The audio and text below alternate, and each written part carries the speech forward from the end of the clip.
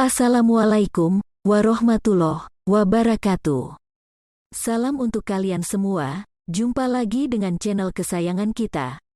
Semoga kalian dalam keadaan sehat dan bahagia selalu. Kesempatan kali ini, kita akan berkenalan dengan pejuang Islam yang bernama Pocut Merah Intan dari Bihe, Aceh. Pocut Merah Intan lahir di Bihe tahun 1833. Pocut Merah merupakan nama panggilan khusus bagi perempuan keturunan keluarga Sultan Aceh. Ia juga biasa dipanggil berdasarkan kampung kelahirannya yaitu Pocut Bihe atau Pocut di Bihe. Ayahnya adalah seorang kejeruen atau kepala negeri Bihe. Bihe pada masa itu adalah sebuah kenegerian atau keulebalangan di bawah wilayah Sagi 22 Mukim, Aceh Besar. Akhir abad ke-19, kenegerian itu menjadi bagian wilayah 22 Mukim, Pidi, Bati, Padang Tiji, Kale dan Laweweng. Pocut Merah Intan menikah dengan Tuanku Abdul Majid bin Tuanku Abbas bin Sultan Alaidin Jauhar Shah Alam. Suaminya bekerja di Bea Cukai, Pelabuhan Kuala Bati. Dari pernikahannya, Pocut Merah Intan memiliki 3 orang putra bernama Tuanku Muhammad, alias Tuanku Muhammad Bati, Tuanku Budiman, dan Tuanku Nurdin. Pocut Merah Intan juga merupakan ibu tiri dari Permaisuri Sultan Alaidin Muhammad Daud Shah, atau Sultan terakhir Kesultanan Aceh. Kala itu, sedang berkecamuk perang gerilya besar antara rakyat Aceh melawan Belanda. Pocut Merah Intan, suami, dan ketiga anaknya tidak ketinggalan ikut terlibat dalam pertempuran mempertahankan bumi Aceh dari penjajah Belanda. Ia memiliki panglima perang bernama Pang Mahmud. Salah satu daerah perang gerilya ialah daerah Lawung dan Bati. Pocut Merah Intan adalah pemimpin perang gerilya di daerah Lawung. Hal ini dilandasi oleh menyerahnya sang suami kepada Belanda. Padahal sebelumnya mereka berkomitmen untuk melawan Belanda sampai akhir. Menyerahnya suaminya kepada Belanda juga memicu Pocut Merah Intan untuk menceraikan suaminya tersebut. Setelah bercerai dengan suaminya, Pocut Merah Intan bertekad untuk berjuang melawan Belanda. Pocut Merah Intan mengajak ketiga puteranya untuk tetap berperang. Ketika pasukan Marsose menjelajahi wilayah 12 Mukim Pidi dan sekitarnya, dalam rangka pengejaran dan pelacakan terhadap para pejuang, Pocut Merah Intan terpaksa melakukan perlawanan secara gerilya. 2 di antara ketiga orang puteranya, Tuanku Muhammad Bati dan Tuanku Nurdin, menjadi terkenal sebagai pemimpin utama dalam berbagai gerakan perlawanan terhadap Belanda. Mereka menjadi bagian dari orang-orang buronan dalam catatan pasukan Marsose.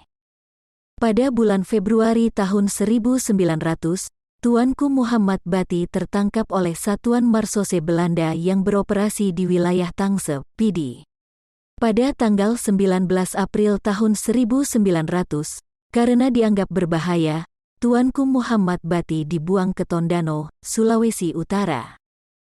Peningkatan intensitas patroli Belanda juga menyebabkan tertangkapnya Pocut Merah Intan dan kedua putranya oleh pasukan Marsose yang bermarkas di Padang Tiji.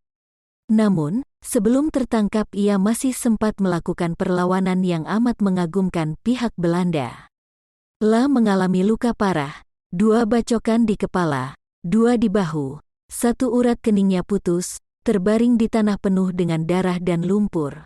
Laksana setumpuk daging yang dicincang-cincang.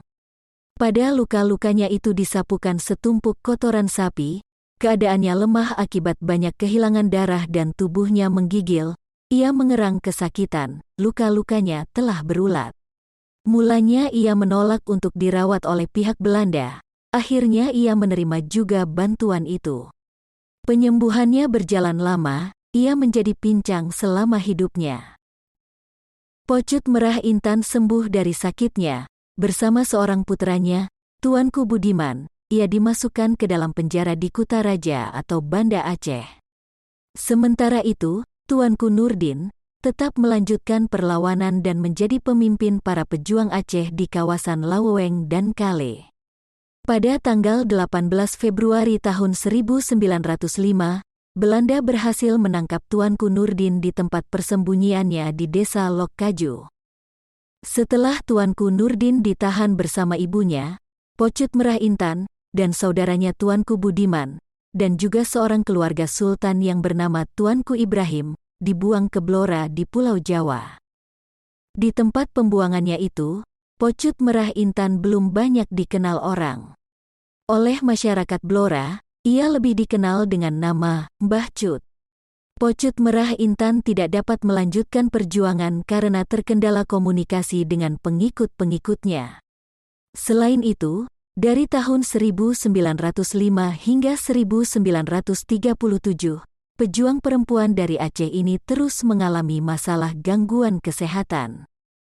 Pocut Merah Intan wafat tanggal 19 September tahun 1937 di Blora, Jawa Tengah. Ia juga dimakamkan di sana. Demikian perkenalan singkat kita dengan Pocut Merah Intan alias Pocut Bihe alias Pocut di Bihe.